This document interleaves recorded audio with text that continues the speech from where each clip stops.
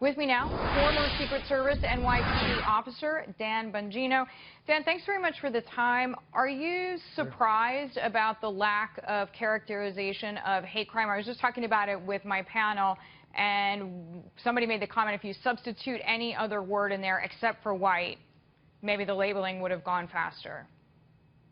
Yeah, and they're absolutely right. Am I surprised? No, but I'm disappointed that I have to tell you that. I'm not surprised because this administration can't possibly be that ignorant. Jay Johnson is a relatively smart man. He's got a quality education. There's no way he's that dumb. The criminal said in his own words, as reported by police officers at the scene, "I'm there to kill white people." Is that not the very definition of a hate crime? You know, So, Dan, one of my guests just said waiting for the details to come in. But for you, that's enough of a detail. Just to be clear.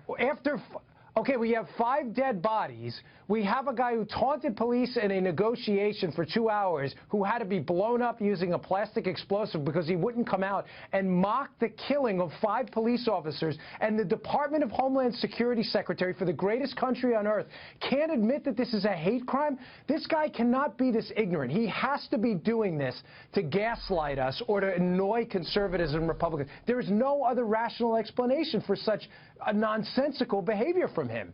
So, Dan, I want to ask you, because you have a background that allows you to have perspective and insight that most people don't have, what are the next best steps? Because one of my prior guests, Ron Wheeler, just said a lot of people are telling him he thinks it's true that the racial tension we're seeing now is actually worse than in the 1960s. It is. I've never seen it as bad for police officers in my, 41 years on this planet and 36 years of consciously following this stuff. It's never been as bad. What do we need? Barack Obama needs to have that sister soldier moment Bill Clinton had. He needs to have that moment where he acknowledges that maybe he's been wrong on this issue in the past, that this is the time for both sides to get together and start speaking responsibly about the issue. And it's also time for him to stop preemptively making comments about these use of force situations, white cop, black subject, before he has the facts. He has no information at all that these incidents were racially motivated, yet he jumps in front of the world's most powerful microphone. He sends dog whistles implying that they were, and then he wonders why there's social unrest. There's social unrest because of Barack Obama. He's the one doing this. Well, since 2013, obviously, there have been numerous instances where National Guard have been coming. I want to ask you to respond to a comment, if you don't mind, from one of your fellow brothers in arms, Sheriff David Clark, making this comment to me on Friday. So I'll just paraphrase it. He is essentially talking about Hillary Clinton, and he actually came out point blank, and I'm going to quote him here: "Hillary Clinton is a straight-up cop hater." So the conversation, as you can tell by what I just told you, became very political. But Hillary Clinton has said white people need to listen. Donald Trump has said, "I am the law and order candidate."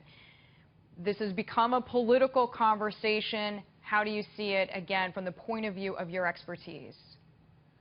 Yeah, it shouldn't be a political conversation, but you're right, it is. And knowing Hillary Clinton like few others, I'll say to America's police officers, if you think you've got a friend in Hillary Clinton, you are sorely mistaken. She is not your friend. You are a political pawn for her. She will use you for whatever political ends she needs, and she will scrap you at the most inconvenient moment when you need her support most. She is absolutely not a friend to America's police officers, and that's a fact. That's a fact, and in fact, the sheriff's saying that she feels like she needs to court the African-American vote, and whether or not she is right, she sees this as a step in that direction. Yeah, absolutely. She understands she doesn't have within the black community the support Barack Obama had. She knows she's having trouble with the white middle-class workers in this election. She's struggling in Pennsylvania. She's trying to triangulate against Donald Trump. So what's she doing? She's using the cops as a political pawn to do it. She doesn't care if anyone else gets hurt off this. She doesn't. She cares about getting votes, and that's it. And she's doing exactly what Barack Obama did, jumping to conclusions before she has the information. It's really sad. Dan, thank you very much. Happy you're here. Dan Bongino with me there.